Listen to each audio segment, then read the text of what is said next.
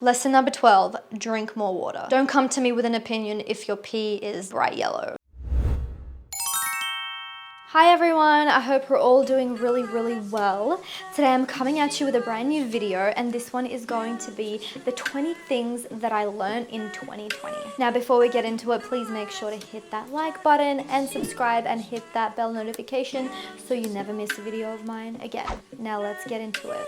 Lesson number 1 is to face your fears head on, get out of your comfort zone, because everything that you want, all your wishes and desires and goals, all of that is outside of your comfort zone. This came into motion when I skydived for the first time back in November 2020. I am very terrified of heights. I took it upon myself to just be like, no, this is a new bookmark chapter of my life. This signifies the moment where I now face all of my fears, and only within 2 months, guys, a lot has happened, a lot has changed, and I'm like, wow, this is literally the one key to success and to get anything that you want is to go out of your comfort zone. So that really benefited me in the long run. The 5-Second Rule by Mel Robbins is a wonderful book that I harp on about all the time. If you guys don't know it, please make sure to check it out, because that is essentially what made me finally get out of my comfort zone. Lesson number 2 is to plan less and do more. Now, just starting out, it is very beneficial to just practice and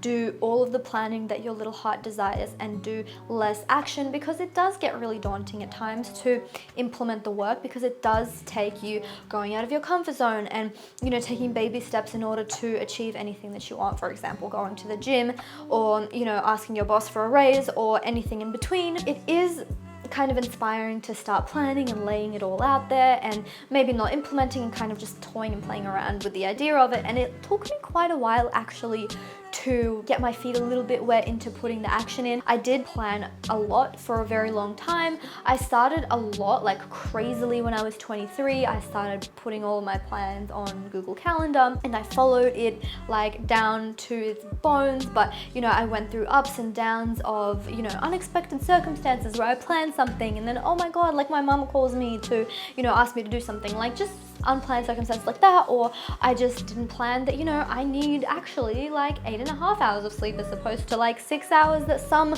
you know, motivational gurus tell you to do. Just like weight loss and a lot of things, you need to play in with it and see how it works for you, because every individual is different. You don't want to burn yourself out. But going back into doing more and planning less, there comes a point when you have to throw out your Google Calendar and just simply put in the action. This reflects back in my 2020 dream board and my goal setting. I literally printed out like 8 pages of goals. Like finances was 1 page, career was another page, spiritual was another page, personal development, like beauty and fashion and style was another page, health and fitness goals. Like looking back, I'm like, this is a little bit ridiculous. So I opted out and I just filled out a page's worth of goals for 2021, and that really will let me to zero in and focus. You might be putting too much energy into Google Calendar or writing down your to-do list and not actually putting in the work. So if you find yourself doing that, I would just throw it all out and implement, you know, action. Lesson number 3 is do not stick your head into the sand in terms of finances, in terms of your weight loss, in anything that you want to achieve, because it's so easy to be like, oh, nothing changes, every month is the same, and then after a year you look back on your spending or how much you weigh and be like, oh, actually I really been living life, you know what I mean? You know, every month I write down on the 15th, this is when I'm going to be looking at all my expenses and, you know, everything that I've spent. Why did I spend it? Like, one of my goals for 2021 is might be a little bit of a silly one for some people, but for me it's like, it's huge. It's have 1 small cappuccino, you know, order 1 small cappuccino at the cafe every single day and nothing more. Because I looked and I was like, you know what, I could actually benefit in a healthy and financial standpoint of spending less money on coffee.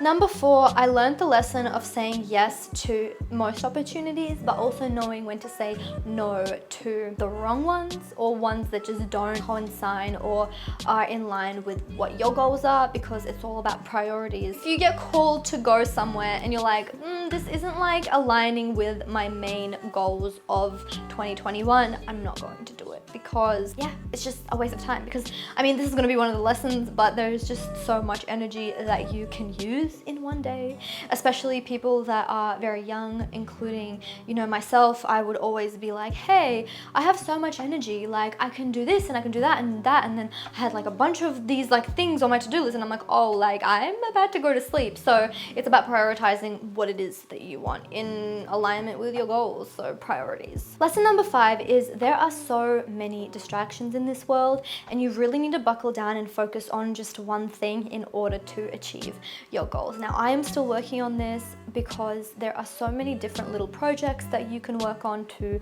advance your financial goals or your career or your friendship goals or your gym goals or something. There are so many different projects out there within one realm and just all the realms in general. But have you noticed that people that are just going to the gym are literally just going to the gym? Like the people that are really, you know, buff and are shredded and stuff, like that's their whole career, that's their whole life. Sometimes when you really want something and you prioritize just that one thing, you have to let go of different projects, and that's not even to say like people coming at you at all angles and sides. When life coming at you from all angles and sides that have nothing to do with where you want to go. Like I'm not even going into that. Like there are people, there's social media, there are so many distractions out there, and you have to be like blinders on. This is what I want. This is what I'm working towards. Lesson number 6: books are everything. Everything. Everything. Lesson number 7: put your blinders on, put your head down, and just do the work. Lesson number 8: you can know a multiple amount of things in theory, but once you're like challenged and put that into practice, it's a whole other story. So once you're actually challenged and you implement the things that you have learned in theory, that's when you've actually learned whatever it is that you thought that you learned while just reading it in a book or something. Lesson number 9: not everything is as it seems on social media. Life in reality is completely different to social media, and while it's good to use social media as a tool, it's just ludicrous thinking that people's lives are actually what they portray it to be online. And that's not even Instagram, that goes for YouTube too, because when I was like in my early 20s, when I was like 20, 21, I'd watch a lot of like YouTube vlogs and stuff, and I'd be like, oh my god, people are living these amazing lives. And then I got out of that realm and stopped kind of watching a lot of that, had some outside perspective, and then looked at those people's lives later on and realized in a different perspective, and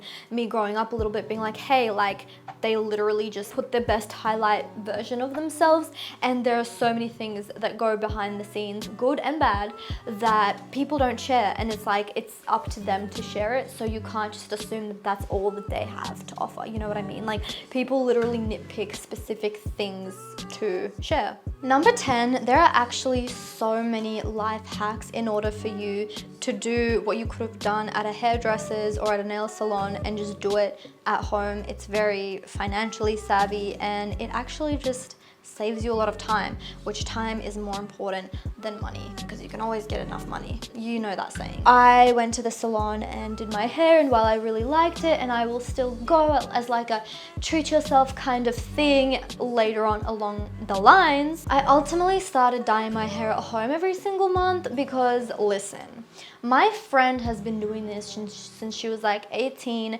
She doesn't use bleach. She dyes her hair at home and it looks like a salon job, and it saves her money, saves her time. It's incredible. So I started doing that too. My hair is not where I want it to be, but I'm experimenting in my own color and how I want it to be, and you know, I'm enjoying the process, and I don't really want to go to salons anymore because it is seriously just the same basically.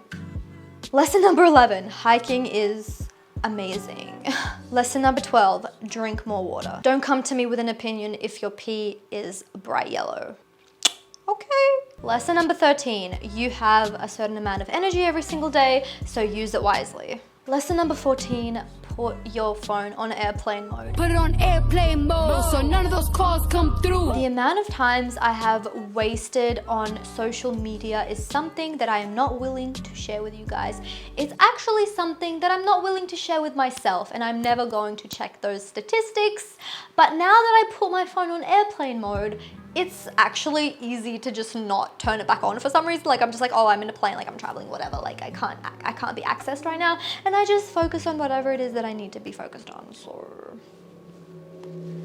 Lesson number 15. Now, in the spiritual community, a lot of people talk about evil eyes, but they have those emojis on their bios with the blue, evil eye thing. 2020 especially, I've come to actually realize that there is no such thing as evil eye. There's no such thing as curses. You do that to yourself. You are the most powerful person in your life. The only way that it does curse you is because you let it. So that is a very controversial opinion, but I wholeheartedly believe that no one can curse you.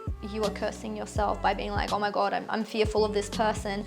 But ultimately, you are protected, and you just need to know that you are protected. No one can come between you and your goals. Lesson number 16 is to listen to more podcasts and audiobooks as opposed to music. Now, music has its place for sure, but I found myself in 2020 and 2019 listening to so many songs that weren't reflecting where I wanted to go, basically. And while that might sound ridiculous, but it's basically the same as you are the 5 people that you surround yourself with. You are definitely the people that you come to contact with every single day and you talk to, but that also transmits into the TV that you watch, the YouTube that you watch, the music that you listen to. And so I have picked for myself to be constantly surrounded by people that are on it, right? So that's what I'm going to surround myself with. There is a place for music because that is so inspiring, but I just find that it at a certain cap, and then it's just useless and you just keep on listening to the same stuff, whereas I could be having all of this new information coming to me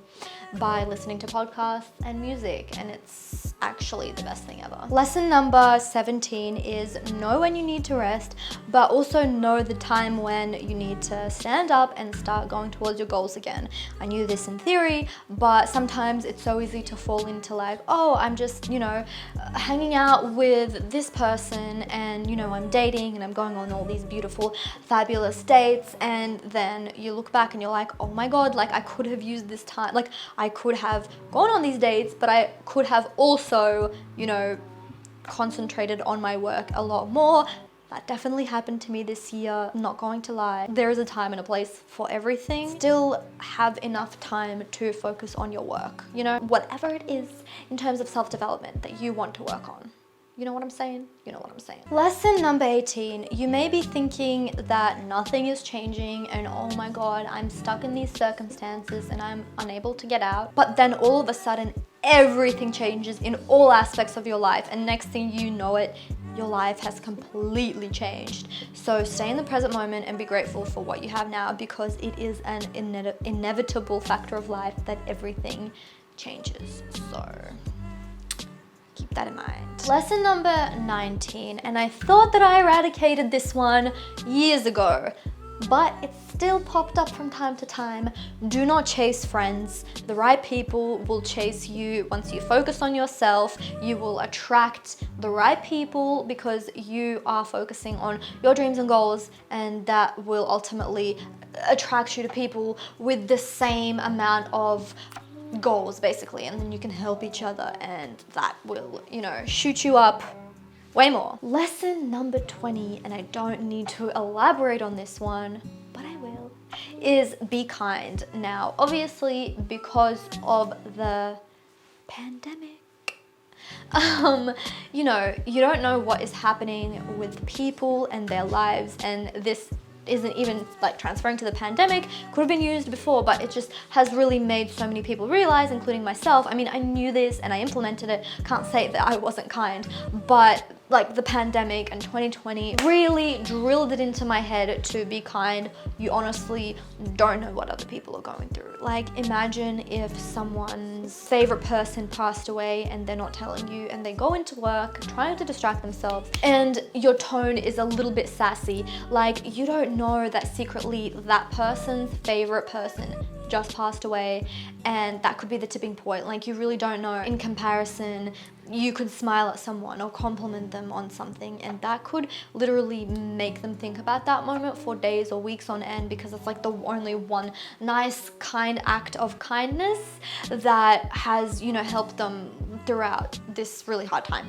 So kindness is seriously the most important lesson that all of us should have learned in 2020. And if you haven't, then I hope you have now, and I hope that this helped you in one way or another. Let me know what was your #1 lesson that you learned in 2020.